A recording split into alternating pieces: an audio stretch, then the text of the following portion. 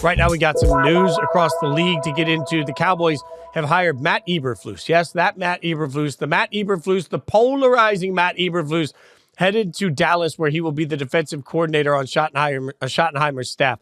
A couple of things here. First, let me get something off my chest, Frank.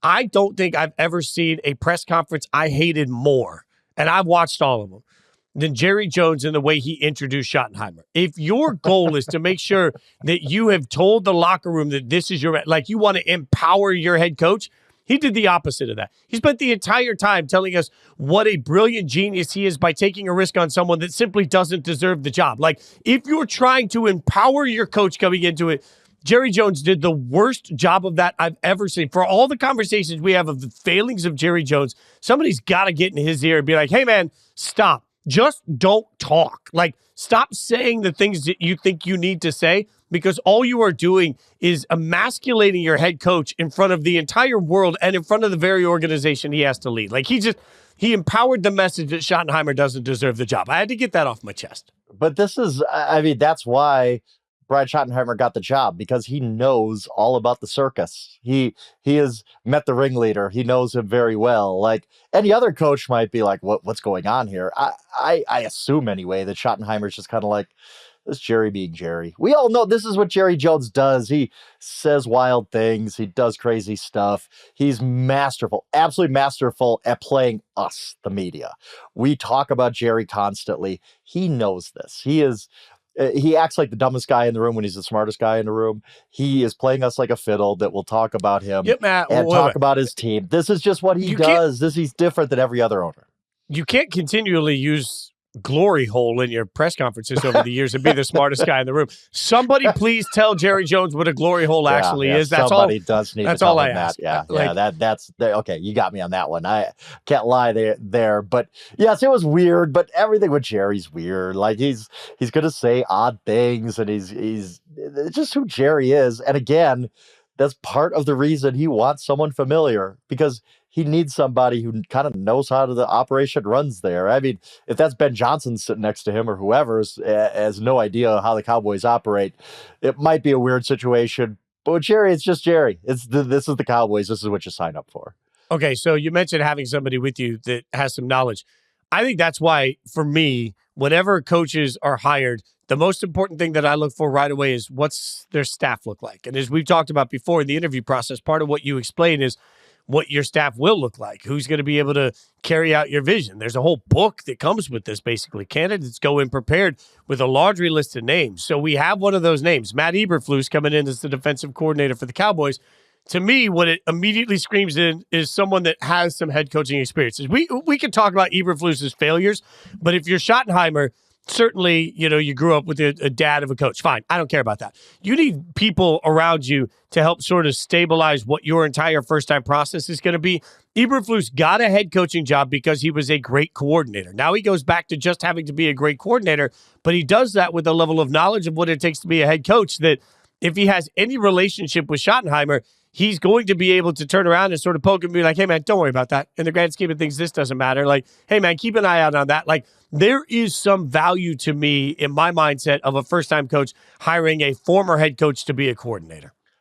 Totally. And, I talk about at least how the NFL is just kind of stuck in its ways and not very creative when it comes to hiring coaches. They just say, who's the best coordinator out there? He's going to be a great head coach too. Well, that's not always how it works. Sometimes guys are just really, really good coordinators. And I think if that's what Matt Eberflus is.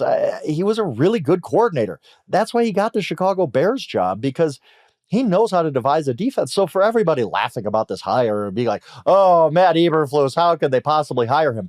They hired him because he's a really good defensive coordinator, and he's going to go back to being a defensive coordinator. And you don't have to deal with the nonsense that you have to deal with as a head coach. Look, don't put Matt Eberflus anywhere near your clock management, okay? Like, we don't need that from Matt Eberflus. We just need him to be what Dan Quinn was, basically, a guy who got fired from a head coaching job, although Dan Quinn had a lot more success in Atlanta than Matt had in Chicago. But just go back to the normal job of running a defense. You're probably going to be happier. You're probably going to do that job a lot better. I like it. I like to hire a lot. And like you said, there is intrinsic value in just, hey, Brian Schottenheimer, I've never been a head coach before. Been an assistant coach around various leagues since 1997, but never been a head coach before. Hey, Matt, how would you handle this situation? What did you know? I mean, and Matt can, for as much as he screwed things up, you'd hope anyway that he learned from some of his mistakes and can impart that upon Brian Schottenheimer. So I think it's a great hire for the Cowboys. They get a guy who maybe this is Dan Quinn 2.0, where Matt Eberflus has a really good job, good time, good stint running the Cowboys defense. Maybe he gets another head coaching job down the line. We didn't think Dan Quinn necessarily would, but he did. And he did a great job with the Washington Commanders this year. And he's a guy who can help Brian Schottenheimer as a rookie head coach. Like it all the way around. I think this was a really, really good hire for Schottenheimer. Yeah, I think this hire makes so much sense. And look, now everybody's going to immediately turn their attention to what to do with Parsons. And I understand, you're going to sit here and say, well, what are we going to do with Parsons? Blah, blah, blah, blah, blah. You're going to sign him. Like, I don't understand why this is even a conversation. I don't care if the Cowboys are hiring you, Frank, to be their defensive coordinator. Part of that plan, part of the sales pitch, part of the reason you take the job, and part of the reason it's going to be a good job is because you have Micah Parsons, right? And for any conversation about how are they possibly going to do this, what do the Cowboys do every time?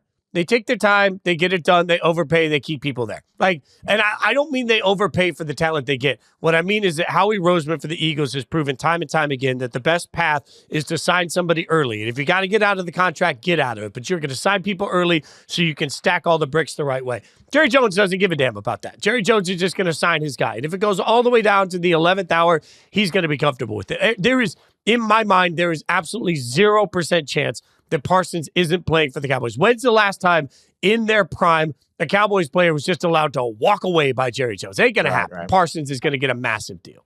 I agree. And it's very funny that Jerry Jones will wait and then end up overpaying Dak or CeeDee Lamb, or he'll end up overpaying Micah Parsons based on what the market was a few months ago.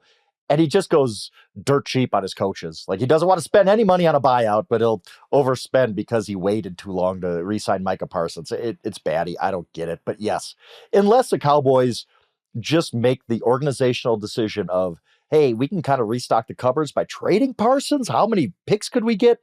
But that ain't going to happen. When has Jerry ever really let anybody walk of that stature?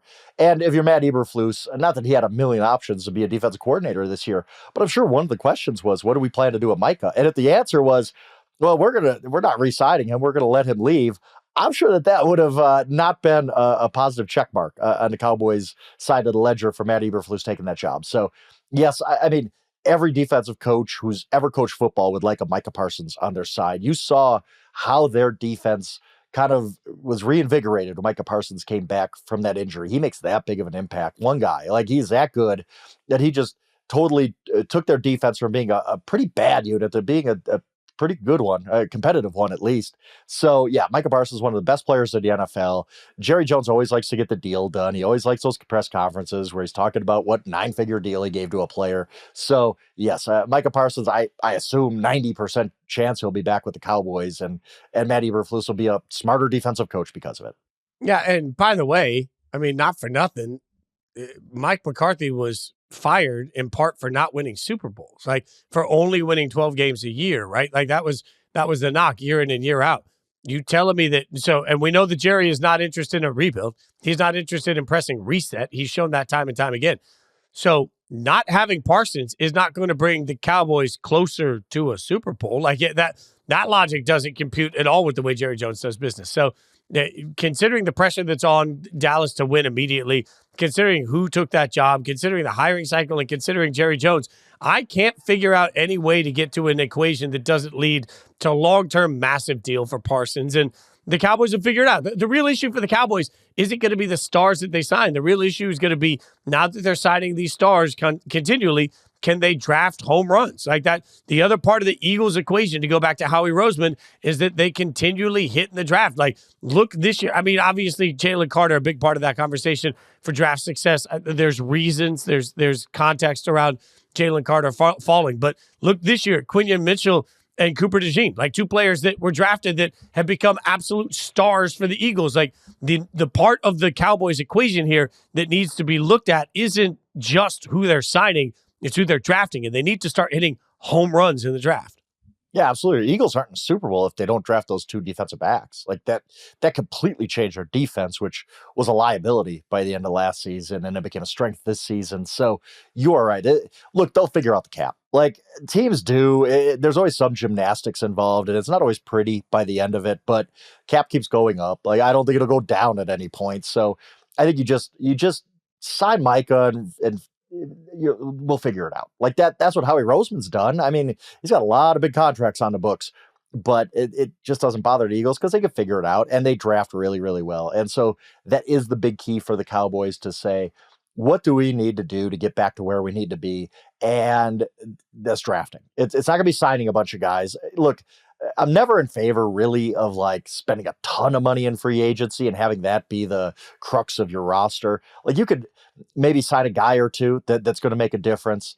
But mostly you got to do this during the draft and signing guys to fill in free agency. Good supporting cast guys. But the basically the your roster has to be really, really good draft picks, like a Micah Parsons, like a CD Lamb, where you develop these guys, you sign these guys long term. They're the core of your team, and I think that's another reason the Cowboys aren't letting Micah Parsons go, because he was an absolute grand slam draft pick. I mean, they didn't even realize they were getting Micah Parsons coming out of college, right? He was kind of a off the ball linebacker, and then because of injuries, they kind of say, "Hey, can you rush a passer too?" And then you figure out he's one of the best pass rushers in the NFL. Yes, but to your point, Cowboys need to get more Micah Parsons in the draft. That's not easy, but that's kind of what they have to do if they're going to go from being, hey, we're a pretty good team that really doesn't have a Super Bowl ceiling, to, hey, now we're a Super Bowl contender. It's going to be through the draft. So they're definitely going to bring Parsons back. McCarthy, they didn't bring back. We all know that. Now we get a hint of what's next for Mike McCarthy, because there were a lot of conversations about where he could end up in this coaching cycle. Now we find out, according to reports, that he's going to sit out the cycle. Like he's going to wait until next year. He's kind of taking that wait and see approach that Vrabel took and that, Belichick took. And I think, frankly, you look around the landscape, and this comes down to the fact that Mike McCarthy, for whatever reason, seemed the only job left was the Saints. And that ain't it for McCarthy. So he's out. According to reports, Kellen Moore, the last man standing, could be the guy for the Saints. But, man, I don't know. Frank, if you took me back to the beginning of this whole hiring cycle, are you surprised? Like, I'm a little surprised that the Saints are the worst of all the jobs that we can sit in here and say, oh, God, nobody's going to want that one. It's turned out it looks like nobody wants the New Orleans job. I get it. I do, because you look at the situation the Saints are in, it is not pretty. Look, who did we ship them with at the beginning of this all? Like, oh, Aaron Glenn might want to go there because he has Saints history, and oh, Mike McCarthy. And I think a lot of these guys, and in McCarthy's case, I think it was more, I'm breaking up with you before you could break up with me. It seemed like they had really shifted to Kellen Moore being their main target, but I'm sure Aaron Glenn, Mike McCarthy, any other candidate was looking at the Saints situation saying, this is a long-term rebuild. If they finally decide, hey, we're not just going to do the credit card thing with the salary cap, we're going to get our cap in order, we're going to reset things, we're going to figure it out, it's going to take a while to dig out of that. We know all about how many millions of dollars there are over the cap right now. That's not an easy fix.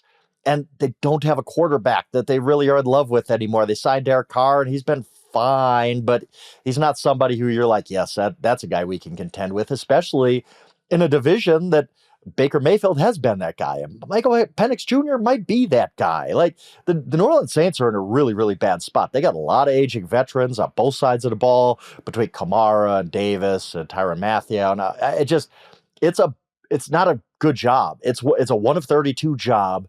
And in walks Kellen Moore, who probably just wants that opportunity. We were talking about before we started taping about Bobby Slowik, and you don't want to be Bobby Slowik, who goes from like 12 months ago was everybody's belle of the ball, right? Like everybody, oh, this guy's going to be a great new head coach because of look what he did with the Houston Texans offense.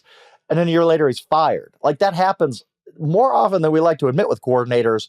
Kellen Moore is hot right now. He's getting head coaching interviews, and I don't blame him at all if he takes this job. It's not a great job, but it's 1 of 32, and you can work with it. And you just hope that whoever the Saints hire, whether it's Moore or somebody else, that he's afforded the patience to see this thing through. It's the record is not going to be good after 3 years, period. It's just, I can't imagine a path for the Saints to be NFC South champs over the next few years if they do the right thing with the salary cap and get that in order and kind of get rid of some of these aging veterans. So I see exactly why this Saints job ended up being what looks like the worst of the seven. They're bad openings this cycle. Like just about everyone, I think, except the Cowboys, maybe the Bears, were really bad openings because of the ownership situations and the histories of losing and the rosters and all this kind of stuff.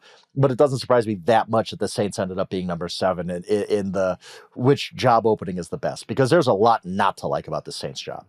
The salary cap issue is a difficult one for them. And look, according to right now, over the cap has them about $60 million over the salary cap next year. Now, we're used to hearing that with the Saints. I think one of the definitive differences you have to sort of wrap your head around, number one, is that Derek Carr does not appear. I mean, he's only 33 years old, Derek Carr, which is kind of shocking. That surprised me. Yeah, I thought he was. I swear I looked it up the other day and I was like, 33, is that right? I thought he's like 36. I can't lie. Yeah, I did too. But his cap number this year is $51 million.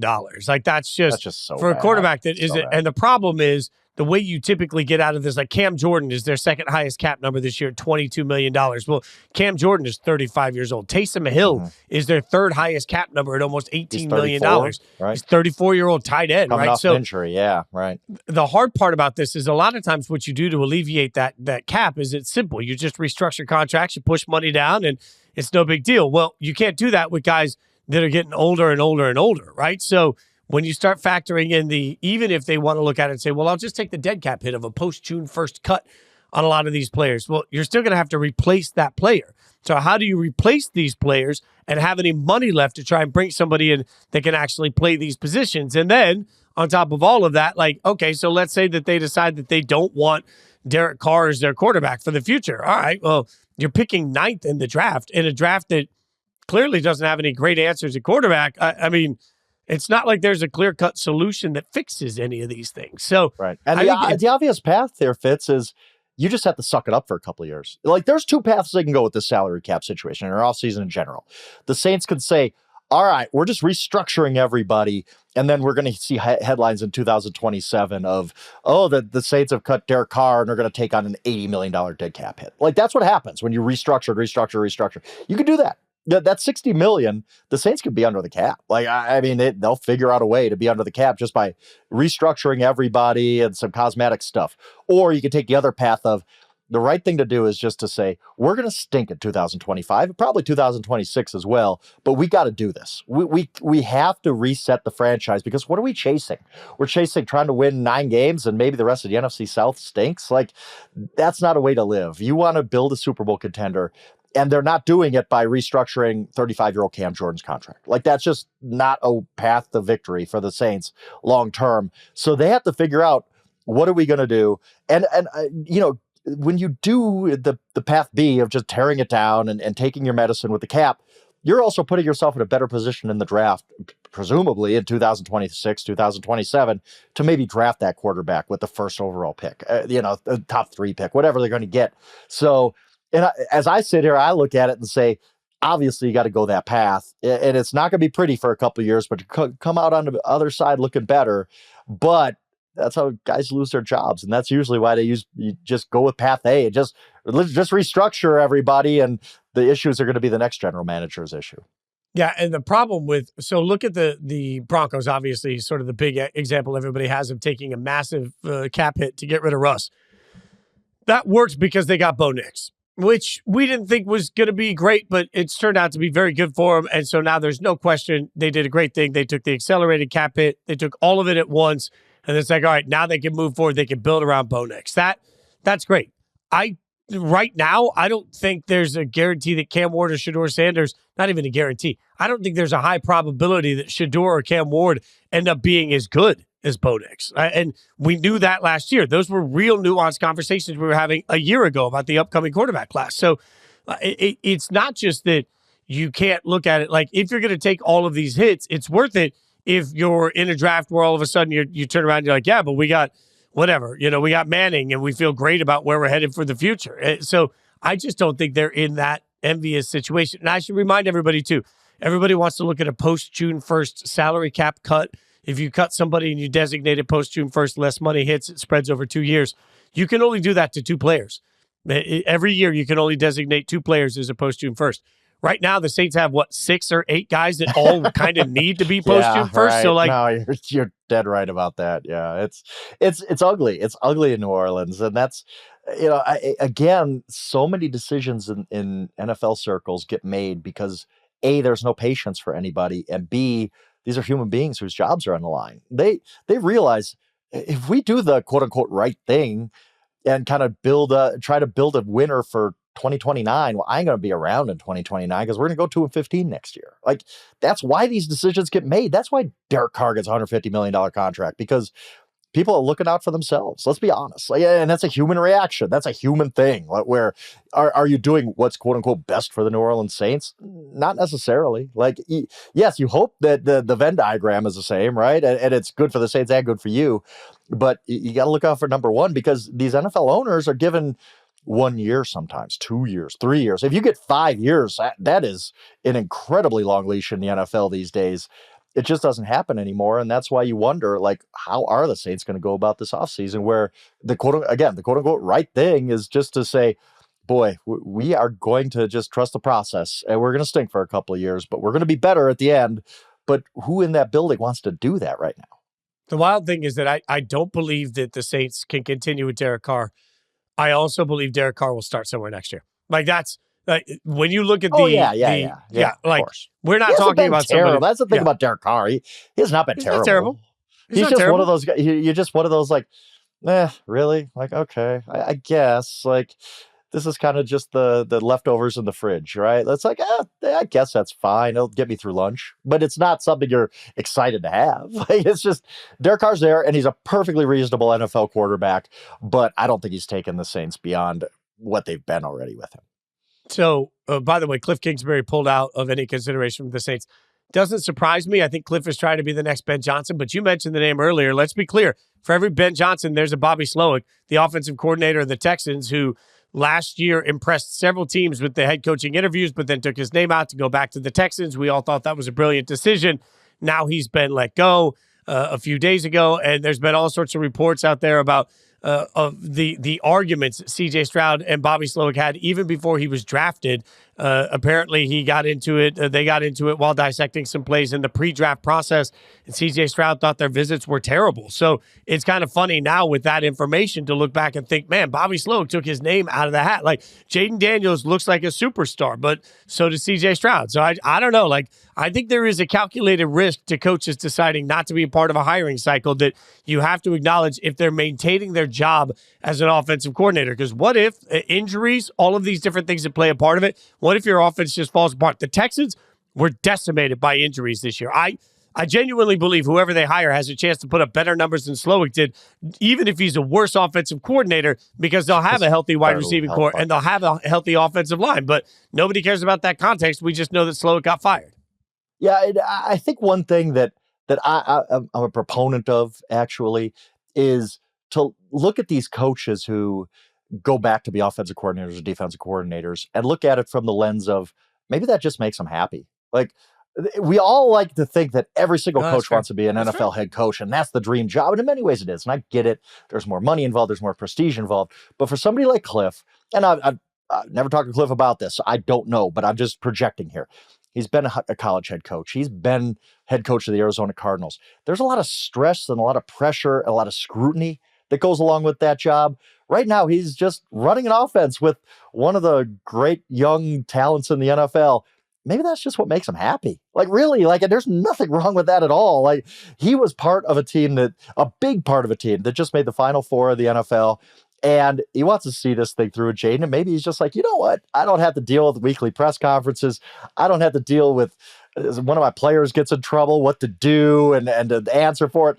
I'm just sitting here devising plays for Jaden Daniels. That's a pretty good gig, and I'm getting paid pretty well for it too. So I just think we're going to see more of that, because don't screw up happiness. If you're happy just running a defense somewhere, maybe you're just a really, really good coordinator. You know what? Steve Spagnuolo might make the Hall of Fame being a really, really good defensive coordinator.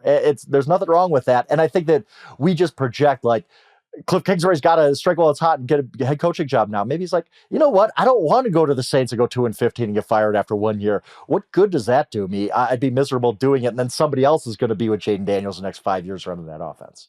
Yeah, I mean, I think you make a great point too that you rarely get a third swing at the job. So, like, the second swing better be really good for Kingsbury. Yeah, you can't screw this up. You can't. Yes, if let's, again, if we're assuming the worst for the New Orleans Saints, if Kliff Kingsbury takes that job and they go, again, through 3-14 type of season and he gets fired one and done, Kliff Kingsbury probably ain't getting a third head coaching job. Like, that's just how it works. Like, look at the history. Even, I wonder about Mike McCarthy. We started this segment talking about him. Is Mike McCarthy going to get another job? He's going to be out of this for a year. And memories fade, and it's going to be, well, he wasn't really that great with the Cowboys. They didn't really want to re-sign him.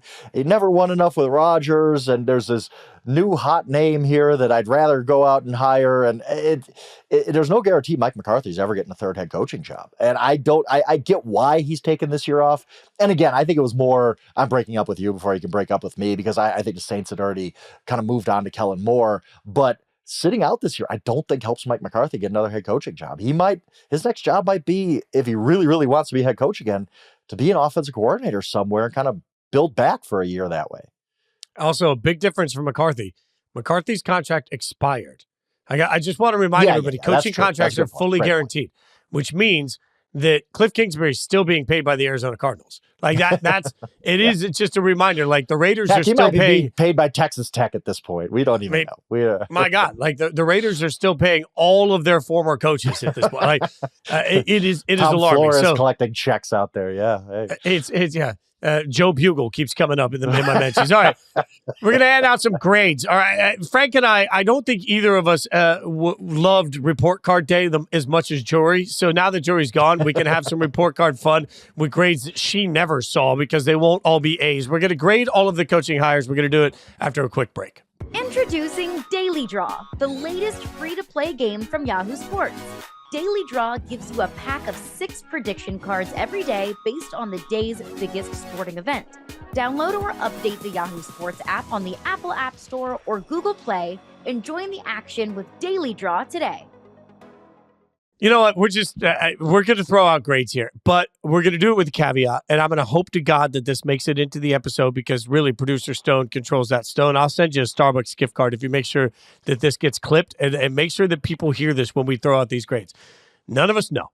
All right. So when we grade a hire, and I will remind you, I've gone back. I've done the research. I've looked at ESPN, CBS, and Fox grades for all of the hiring classes. And you would be stunned at how often the worst hire grade-wise, the worst ranked hire, turns out to be the only guy that keeps his job. So when we grade Campbell, right? Dan Campbell was raked. Like, the Dan Campbell was ranked the lowest. Nobody thought that was a good hire, and he might end up winning NFL Coach of the Year. And Kevin Stefanski was the second lowest ranked hire of his entire class, and he's the only one that still has a job. So I will just remind everybody, what we're grading on is based on what we know right now. Do we think these guys, like, was this a good hire or a bad hire? So we can't predict the future. Let's start with the Cowboys. Frank, we've been talking about him, so I will give you the floor, good sir. Brian Schottenheimer, the grade you gave Brian Schottenheimer was a D+. And I'm sure Cowboys fans listening out there are like, how could you grade him so high? This is an F-. Like, they are incensed about this hire. And again, judging it off fan reaction isn't always the best way. I think it was Parcells who famously said, if you listen to fans long enough, you're going to be sitting with them before long. So that's not always the best way to judge these hires. But I think we take a step back. We're just struck at how underwhelming this hire is. Of Jerry Jones, again, and I'm going to keep talking about this because I just think it's ridiculous. Jerry Jones owns the most valuable franchise in the sporting world. We're talking about European soccer clubs, right? Like, everything, not just the NFL, not just American sports with the NBA involved. We're talking all of the world. The Dallas Cowboys are the most valuable franchise there is, and he doesn't want to spend on a coach. Like, this makes no sense to me. It's driving a Ferrari with, like, busted tires. Like, what are we doing? This it really doesn't make sense to me. And so it made it, hiring Brian Schottenheimer made it look like a cheap move. And it also made it look like I just need somebody who I'm familiar with, which makes no sense to me whatsoever. He should be casting a wide net. The Dallas Cowboys, again, the most valuable franchise in the world, should be able to hire whoever they want. It's the Dallas Cowboys. And in this coaching cycle with all these bad openings, especially the Cowboys, who have won 12 games as recently as 2023 season, should have had their pick of the litter, and they hire a non-play calling offensive coordinator under a coach who you just didn't re-sign. Like, I don't get this. But now I will say, there's nothing that says Brian Schottenheimer can't be a really, really good head coach. Again, we talked about it, his dad, and yeah, he was young, but that doesn't matter. You're around coaching your entire life. You're around one of the greats of all time in Marty Schottenheimer. You've been an assistant basically everywhere for about 3 decades. Like, you've seen so many different coaches. You've worked under so many different coaches, been on so many different staffs. You've had so many different roles. I don't discount the idea that Brian Schottenheimer could be a really, really good head coach. We don't know. The unknown works in their favor at this point. But as we sit here, you got to give it a D+ at best, because it's just such an underwhelming hire. If you're going to hire a coach based on the fact that his dad was a great coach, I would rather hire Steven Belichick than Schottenheimer. I mean, if you're just talking about being around the lineage, this gets an F for me. And it gets an F for me because of the expectation. It has been made clear by Jerry Jones in his actions for the last 2 coaches that he has fired that the expectation is win a Super Bowl. And I think that's wildly unfair and unrealistic. And every time I hear Cowboys fans lament the fact that they haven't won a Super Bowl in 30 years, I simply say, go join the list. Like, okay, tons of teams haven't won Super Bowls. You're not special. Right? The Cowboys aren't special, but Jerry Jones treats the Cowboys like they are special in the way that he hires coaches.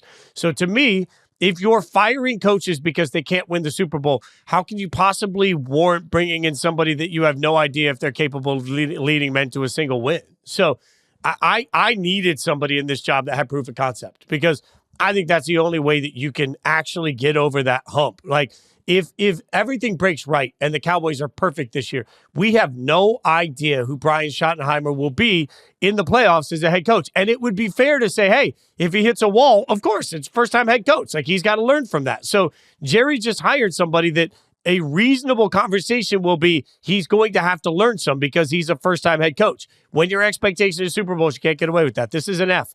This is an F. And to me, to have hired somebody that has never done it at any level, just as a head coach, the variables on that are so wild. Maybe, as I say to you all the time, Frank, maybe you paid your mortgage by using a scratch-off lottery ticket this month. You stopped by the convenience store, you scratched it off, and you won. And if you did, congratulations. But next month, if you rely on that same strategy, shame on you. I don't think that we can bank on coaches on the possibility that maybe this guy, when you're the coach of the Cowboys and the expectation of Super Bowls, it's too tall of a mountain to climb. I give it an F. Now, let me ask you this, though. Jerry Jones, for as much grief as we give him, because he's kind of an easy punching bag, he makes himself an easy punching bag. He is pretty good at what he does. Like, we just ignore that on his watch, they have drafted Micah Parsons or CeeDee Lamb and all this. And yes, they haven't made an NFC championship, but they've been pretty good. Is there something to be said about Jerry Jones, who I make fun of all the time for having a Hall of Fame jacket and no other owner deserves one? A Hall of Fame, quote unquote, owner saw this guy every day in his building.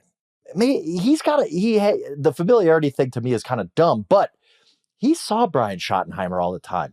He interviewed him a couple times during this cycle. Is there something to be said about maybe Jerry knows better than the rest of us that this guy's ready to be a head coach, and I do trust him going forward? Like, Sure. We have to win to 10 acknowledge or 12 games. To win 10 or 12 games, that's fair, because Jerry's really good at picking guys that can win 10 or 12 games. Part of what he's got to do in his process is step back and say, why is it that I, as the hiring force of the Dallas Cowboys, have not been able to find a coach that can win a Super Bowl? Jerry Jones is obviously capable of finding good coaches, because I believe Jason Garrett was a good coach. I believe that Mike McCarthy's a good coach. Like, these are not people that are incompetent coaches. I just believe that it takes an extra something to get to the Super Bowl, and Jerry has no idea how to identify that. That's why the Cowboys are always pretty good, because Jerry is, I think, good at identifying talented coaches. He's just not good at identifying Super Bowl winning coaches. So I don't know why this would be any different. And the one he identified was probably Sean Payton, who kind of got away from him because he's a little indecisive, maybe. But yeah, I look, you can't get excited about this hire, and I get that. I'm just kind of leaving the door open for maybe this is the one we look back on in a couple of years and say, Jerry knew something we didn't because he was around him every day. Like we talk about Aaron Glenn and Ben Johnson like they're sure things. I like them both. I think they're going to be good head coaches if I had to guess, but they're no sure things. They're no more of a sure thing to Brian Schottenheimer at this point. Your exercise to go through the past grades of all these coaching hires leads us to believe we really don't know. Sometimes guys just are better head coaches than we give them any credit for because they just fit that job better than they would have. It's the opposite of like being a good coordinator, but you can't be a good head coach like Eberflus. It's the opposite of that, where maybe Brian Schottenheimer is not the best offensive coordinator in the world, but maybe he knows how to lead a team from a head coaching aspect. We just don't know at this point. I guess that's all I'm telling people. Keep your minds open. Maybe this was a better hire than we think. All right, so then let's go to the best hire for most people in this cycle. Ben Johnson was the biggest name with the Bears. What'd you give it? I give it an A-. It was my number 2 on the list. I think it's, look, we talked about this. Two things can be true. A theme of the show, obviously. Ben Johnson was a great hire by the Chicago Bears, and it might not work out because we have no idea if Ben Johnson can be a head coach. Like, there's been plenty of offensive geniuses who just aren't good head coaches. It's a different job. Josh McDaniels being one of them. Yes. Adam Gase being another one. Go through the list. Josh McDaniels is probably the prime example of just a guy who's just a brilliant X's and O's wizard, but he just can't lead a team. I don't know if Ben Johnson can or not. I think he can. I think him and Caleb Williams are going to be great together. I think he's going to get everything out of Caleb Williams that the previous coaching staff couldn't get out of him as a rookie, but we just don't know. So I can't give it an A. I think it was a great hire. I think the Bears honed in on their guy, paid what it took to get him. I don't love the fact that the GM coach is not symbiotic yet, but whatever. They'll figure that out. I think it was a great hire, but we just don't know. The unknown knocks it back a little bit to an A-. Yeah, I think the hire itself was an A. I think the Bears' organizational structure is like what, an F? Like, I hate keeping people around that are working for their lives against people on a new clock. So I think Ben Johnson will turn out to be great for the Bears. For me too, yeah. But I definitely think that knocks it down. So I'll give it an A. But like you, not quite the A+, but definitely an A. Taking Duval aside, the Jags hired Liam Cohen. Oh my God, that was the most cringe moment of 2025. It's already over. The whole competition is over. Duval. If you, man, that's why. But here, let me be honest here. Here's why that concerns me. I think to be a head coach in the NFL, you can be awkward. Right? You can be weird. We saw that Jonathan Gannon when he took the Cardinals job. We saw some of the weird interactions. You can be hard to relate to. You can be all of those things, but you got to know it. You got to know yourself. You got to own it. Yeah. Mike McDaniel knows. Sean McVay's an awkward nerd, but he kind of owns it, and everybody respects him for it. When Mike McDaniel walks around the Dolphins sideline, he's kind of a nerdy, but he owns it, and he's got a thing, and it works. I watched that Duval, and what was cringy to me about Duval wasn't just that he did it, it's that he didn't realize that wasn't him. And I need a coach that can stand up in front of an organization and understand, even in their weirdest moment, I am him. And I've said on this show a lot that I think Liam Cohen, future head coach in the NFL, makes a lot of sense to me. I really like his path at quarterback. I like a lot of what he's done. I watched it and I thought, man, that screams not ready to be a head coach, because you got to be so comfortable in your own skin the minute you walk up to a mic. Like, you don't have to be great in a press conference, but you got to know damn well if you're biting kneecaps that's going to be part of your identity. And you got to know if you're weird with players, that's going to be part of your identity. It's not just that he did Duval, it's that I don't think he realized how weird it was that he did it, that made me look at it and say, I don't know how this guy's going to win a locker room. I love you, Fitz. You're my buddy, but you are way overreacting to this. I just thought it was weird and dumb. But the one thing I will not do with my grades or anything of judging these coaches is try to figure out who these guys are as a head coach based on their press conference. I saw people who absolutely should know better tweeting out I'm all in. I saw the press conference. This is great. Come on. You know who had an awful introductory head coach press conference? Nick Sirianni. He's coaching a Super Bowl for the second time in 3 years. But Sirianni was on the hot seat 3 months ago. These guys with weird press conferences don't get benefit of the doubt, Frank. Yes, the only one that really kind of came to pass was Adam Gase. That one wasn't good with the Jets. But I don't judge press conferences. I just don't. I didn't watch many of them. I saw clips of all of them, obviously, but I don't sit here and say, did he win a press conference? He's going to be a good coach, because it doesn't come to pass very often. But look, Liam Cohen, I didn't love this hire in general. I gave it a C, because what did we just talk about? Some of these offensive geniuses have a great year and then they crash back to earth and they get fired from their offensive coordinator job.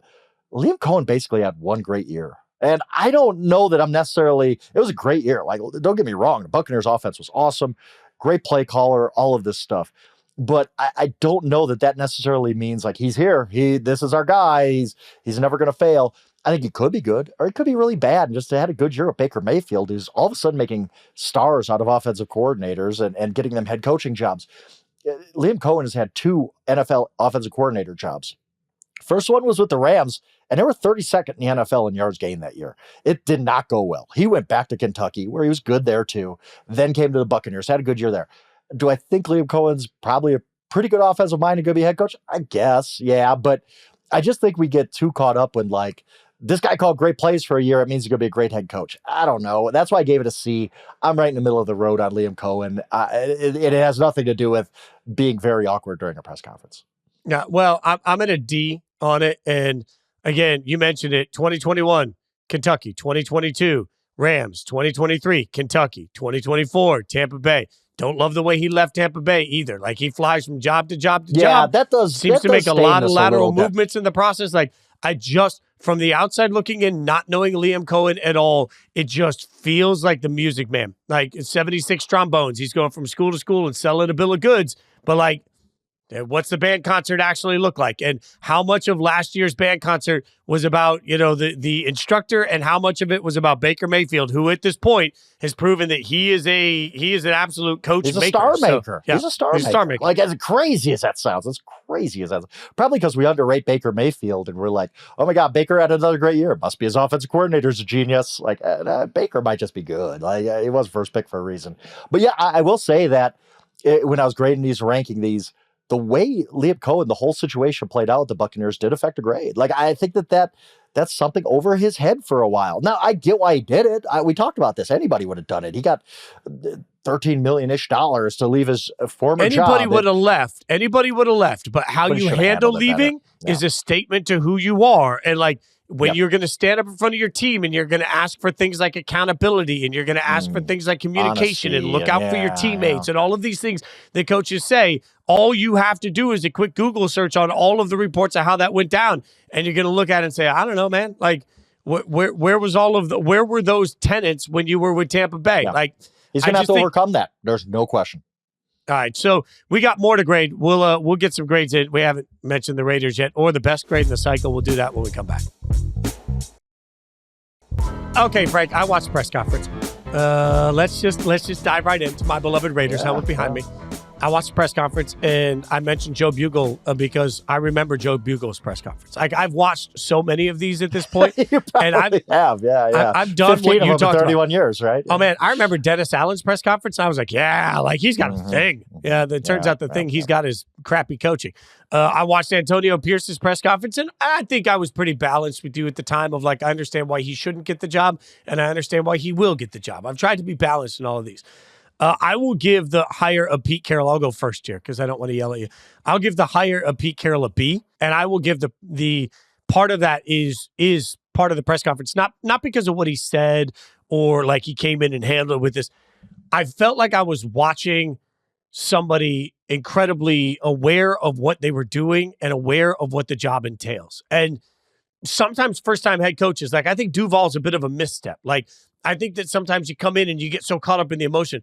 I watched Pete Carroll, and what I was reminded about is, guy's been around the game so long, he knows exactly what he's up against. The way he handled questions about their roster, the way he handled questions about the quarterback, the way he handled questions about what they're going to bring.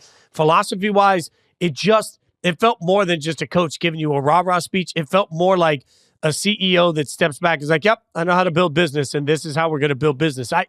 I don't know if Pete Carroll will work out to some magnificent level, but I do think this. I think in 3 years, the Raiders are a more respectable team because they have Pete Carroll. And right now, that is a huge, huge, huge landmark for the organization to try and hit.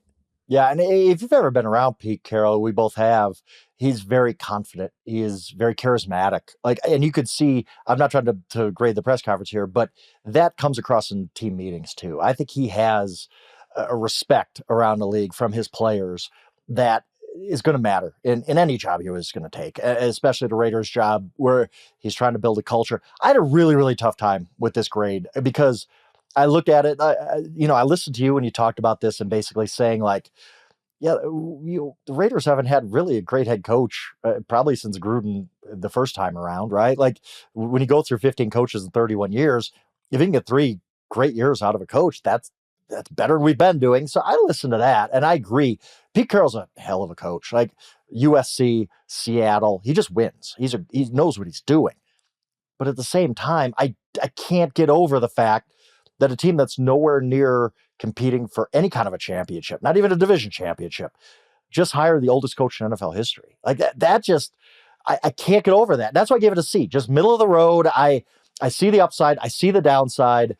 This was the best Raiders could do. So maybe I should have bumped the grade up a little bit, but I respect the heck out of Pete Carroll. I think he's a very, very good coach, a very good leader, but I just wonder what's the end game here? Is it, you set a culture and then you hand it off to somebody else. It's just tough for me to get to a point where I think like, yes, the Pete Carroll era with the Raiders was an absolute smashing success. That's hard for me to get there. Can I give you my theory on this? Okay? Absolutely. My theory on this is that Tom Brady, who both John Spytek, the new GM, and Pete Carroll referenced several times in the press conference as having a huge voice in the process. I think that Tom Brady turned around and said, I want John Spytek to be the next GM of the Raiders. Now, he's never been a GM before. He's never run the whole thing himself. He's been part of successful organizations, but this is his first stab at it. I think part of what they're doing here is telling you that they believe John Spytek is as much a part of the future of the organization as anybody. They give him an experienced head coach that can come in, and they spent so much of the press conference talking about aligning their visions and learning from each other. And Carroll referenced several times, it's exciting to be around somebody that's doing this for the first time. I think that they're looking at Spytek and saying, hey, you're the future. Be a sponge. Learn everything you possibly can from Pete Carroll because it will be your job, whether it's in 3 years or 4 years or 5 years, we don't know. It will be your job to find the next Pete Carroll. So we're going to raise the floor of the organization. You're going to learn from one of the best to ever do it. And then you guys are going to figure out who's taking the reins in a way that makes sense. I do believe that John Spytek is as big a part of what they're planning on for their future today as Pete Carroll is. And that's, I don't know. I don't know how to judge GMs. I don't know if he's going to turn out to be great or not. I just got that sense, given their difference in experience, that is really the passing of the torch moment. No, that makes sense. I mean, that's perfectly reasonable. And if Spytek's good at his job, which we don't know yet, then yes, he is kind of the foundation and the coaches will follow his lead. I mean, almost like a Ron Wolf situation with the Packers, where when you covered the Packers, as I did, you knew it was a Ron Wolf show. It wasn't, whoever the coach was a coach, even Mike Holmgren. It was Ron Wolf's show. Like he was the man in charge, and it was his vision of the Green Bay Packers, turn them into champions too. So I could see that model working, and what you say makes perfect sense. And Carroll's kind of he's a really good coach for, hey, we need an adult in the room to just change things, change the way things operate around here. I think Pete Carroll's good for that. So in that case, I guess you could see in a couple of years, 2-3 years, whenever he decides to retire, this was a good thing because the culture is different, and now Spytek can pick his own coach to kind of take that to the next level. If Pete Carroll leaves the Raiders better than where he found them, okay, I get where you're coming from with that B grade. Yeah, I feel like 7 and 10 or 8 and 9 are really my ceilings moving forward, but I'll take it. All right, the Jets hire Aaron Glenn. What do you got on this one? I thought it was a great hire. I mean, the Jets do not deserve Aaron Glenn, period. Like, Aaron Glenn should have gotten a much better job than this, but I'm sure he looked around the landscape and said, all these jobs stink. I guess I'll just go to the Jets where I have some history. Obviously, he was a first-round pick of the Jets way back in the day, and that strikes me as very much a DeMeco Ryans Texans thing. If you're looking for a best-case scenario with Aaron Glenn, it is that the Houston Texans had no business hiring DeMeco Ryans 2 years ago. They were considered the worst franchise in the NFL. But DeMeco Ryans had good feelings from when he was a second-round pick there and had a great playing career there as a linebacker. And he said, that's where I want to go back to. Houston feels like home. It almost feels like the exact same thing is happening with Aaron Glenn, where the New York Jets, did not deserve Aaron Glenn, a coach that good. They should have been the Saints. They should still be looking for their head coach because nobody wants to take that job. Because of Woody Johnson being a terrible owner, the roster being in the kind of rough shape it is. Yes, they do have some young talent, but a lot of old talent too. And they have this obviously looming quarterback situation with Aaron Rodgers and nobody knows what to do with. But they got their guy. They got a really good hire. I give this a B. I think Aaron Glenn is going to be a good head coach. I just worry the Jets are going to ruin him. And we see that. We saw with Robert Saleh, who I think is going to be a really good head coach when he gets another chance. I just worry that we're going to be 3-4 years down the road. Aaron Glenn's going to be fired because he didn't win enough games, because the Jets stink and they don't like to look in the mirror and tell themselves, like, maybe we're the problem here. And then Aaron Glenn's going to get another job and be a really, really good head coach in his second go around. You kind of foresee this happening because the Jets are so awful, but I have to give the Jets credit for making the type of hire I don't think they deserved. They get a B from me. I think it was a great hire for them, and I worry they're going to screw up Aaron Glenn. I give it an A. I don't think that there's a more important market to be comfortable in if you're going to be the head coach than New York. Like, you have to be able to handle what New York is. And Woody Johnson's part of this, but even the press is part of this. And to me, it was so impressive, even after his press conference on the one-on-ones he was doing with reporters. We got asked about Aaron Rodgers again. And he's like, hey, my answer is going to be the same. You guys going to keep it. And he did it with an aggressiveness, a up yours tone that really said, hey, I understand what you're trying to do. I'm not going to let you do it. And I've already answered the question. I think you have to have that tenacity and comfort coming into New York, knowing that, hey, I will stand on mine. Like, I will be who I am, and I'm going to answer your questions the way I'm going to answer, and y'all are going to sit down, shut up, and take it. Like, I think you have to have that edge to be successful for the Jets. And Aaron Glenn knew it. Sometimes Saleh didn't have that. Sometimes Saleh, 100%. For as much as I do like him, he made missteps in being like, Zach Wilson's not the problem. It's everybody else. It's like, no, don't do that. Or some of the Aaron Rodgers stuff when he was missing minicamp and all that. Like, there was so many moving parts for Robert Saleh that he made a couple missteps. It's just how he presented himself to the press. And that does matter in that market. I usually don't think it matters too much. It does matter in New York. There's a few markets where how you come off is absolutely going to matter. And I thought that exact clip, we watched the same one. Aaron Glenn kind of putting down this is how it's going to be. Like, you can keep asking me the same questions, but I gave you the answer already. So let's stop. All right. Like, it was a very, like you said, firm. It was firm. It was like, hey, this isn't how it's going to work around here. I know what I'm doing. I might be a first-time head coach, but I can play this game just as well as you can. So I thought that was actually a very, as much as I hate grading press conferences and whatnot, I thought that was kind of an important moment for Aaron Glenn to kind of set the tone of, this is who I'm going to be as a head coach. It's going to be different around here. I think you have to understand, too, the city you're in. Like, I've been out and about with Titans players when the Titans were terrible. And I've seen Vrabel out and about at the time in Nashville when the Titans were terrible. You could walk in a Lower Broad and somebody's going to hand them a beer and be like, hey, tough year. Love you guys. Like, that's it. If you suck in New York, when you try to go get a slice with your family, somebody's going to call you a bum while you're standing there to your face. Like, I just think you have to be thicker skinned in certain markets to be able to handle not just the ownership group, not just the people that are behind the scenes, but everybody you interact with at every turn. And, I often joke about handling the Buddy Garrity's of the world. But when you think about what high school football means in Texas, it means that if you want to go to Chili's, you better have a winning team. Otherwise, somebody at Chili's is going to speak their mind. That's New York with every one of their sports teams every single day. I'd agree. So I just feel like Aaron Glenn is so positioned with his confidence to be able to make the best of this. And by the way, he's a brilliant coach. So I love everything about this. I think it's one of the best hires. Vrabel to the Patriots. Don't screw him up, Chats. I'm so rooting for Aaron Glenn. I like everything he says, everything he does. I just think he's good for the league. And I worry that the Jets are going to screw this up. But yep, they made a good hire. This is as good as they could have done, period. Your number one hire, I believe, and it feels like it was a lifetime ago at this point, but it's the one that made the most sense. The Patriots, Mike Vrabel. I think we've talked about this, but it was your top hire, right? Yep, absolutely. It wasn't. It was close between him and Ben Johnson. It was an A minus, and the reason I knocked it down a grade, or it made it from an A to an A minus, is how sloppy the Patriots handled this. I thought that it was really egregious how they just made a sham out of the Rooney Rule, and that knocked it down a little bit for me because the Patriots have to be better than this. Robert Kraft is sitting there begging everybody to get in a Hall of Fame. Owners don't belong in Hall of Fame, by the way, and this is how you handle it. You basically hang Jared Mayo out to dry in the local media there. You fire him after 1 year when he had a terrible roster. You make a sham out of the Rooney Rule.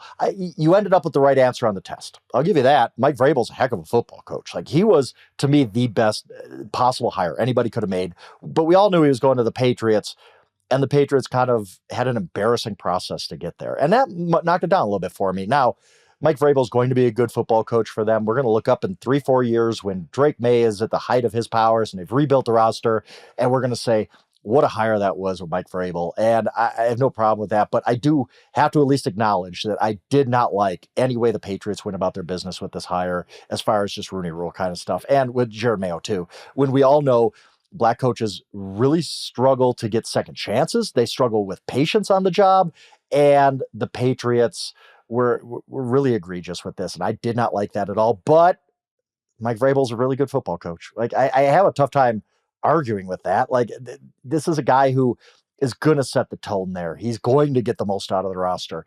He's going to be given patience that Jared Mayo wasn't given. And so at the end of the day, I just have to tip my cap and say, yep, Patriots, you got the right guy, but I just don't like the way you went about it.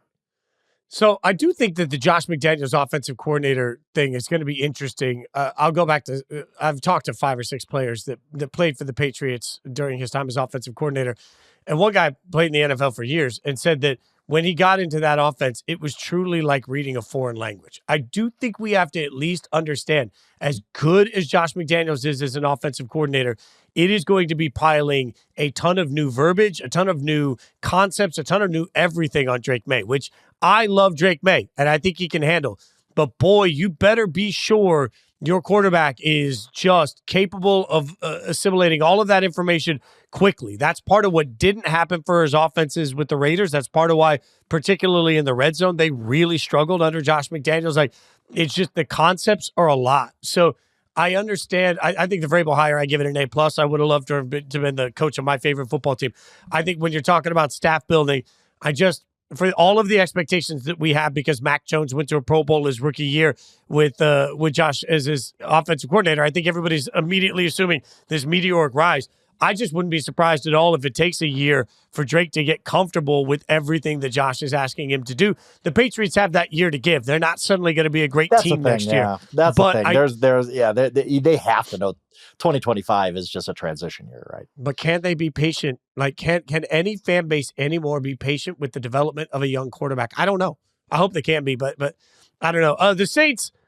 When we give the Saints an F here, which I think we're both going to do, are you giving the Saints an F? Like, I don't know. Let me give the Saints an F about one thing. Let me say this one loud thing about the Saints. They fired Dennis Allen during the season, which means they had a head start on everybody else. That's a good point. For any coach that was not under contract somewhere. And frankly, they could have reached out to some agents and made sure, like Vrabel did with his consulting job, they could have gotten guys out of contracts if they needed to start the interview process. The fact that the Saints still haven't made a hire. Now, maybe it's because they're getting somebody from a Super Bowl team and it works out brilliantly for them, sure. But this whole process has felt so haphazard and they got a head start on it. So I think it is fair to say, hey, you got to know who you are as an organization. You got to know what you're looking for as an organization. And you got to be clear from the minute that they fired Dennis Allen, they could have brought in anybody not under contract. They could have talked to Belichick. And why not? When your process has gone this far, why not be talking to the best minds in football about what you have to see how the outside world views your team? I think the hiring process has become an F for the Saints. We don't know as we tape this whether or not they're going to hire Kellen Moore. We won't know that for days, right? But the process itself, I give an F to. Yeah, I totally get what you're saying, and it's very sloppy right now. I just don't want to give them an F off the bat because I don't know if Kellen Moore might be a great coach. He might be. We don't know. Anthony Weaver, whoever they're going to end up hiring. I just need to see, okay, here's a coach. Here's how he fits. All right, now let's figure out a grade. I don't want to give them an F just before they even speak a word as the new New Orleans Saints head coach. So I think I'm willing to be a little more patient and see who they hire actually before giving a grade. But yes, the process has been bad. But again, I get what you mean as far as being a little more proactive about this. But they didn't have anything to sell. Like, okay, you're going to talk to Bill Belichick, and Bill Belichick's going to say, I don't want any part of that mess. Are you kidding me? Like, I'm Bill Belichick. I'm not doing that. So I think we're seeing a lot of coaches look at that New Orleans situation and see the downfalls to it. Fair. I still think that they could have been way faster in starting this process. And now, they take that chance. They're going to be left stuck with their job in their hands, as we'll say for politeness. Okay.